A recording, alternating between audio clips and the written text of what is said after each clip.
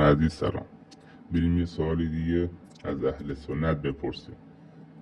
اهل سنت میگه مرده ها نمیشنون و ما شیعه ها داریم کسایی رو صدا میزنیم که صدای ما رو نمیشنون، پس ما داریم یه کار بیهوده انجام میدیم.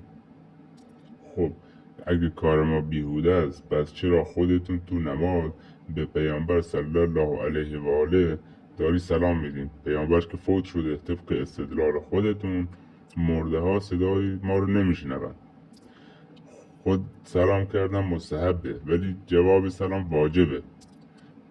شما که میگین مرده ها نمیشنون، پس الان پیامبر چجوری جواب شما رو بده؟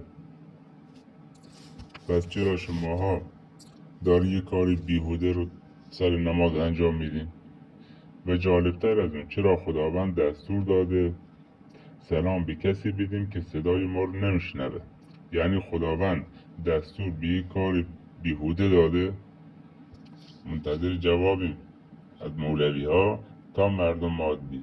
کسی از جواب بده؟ من که فکر نکنم. بوم.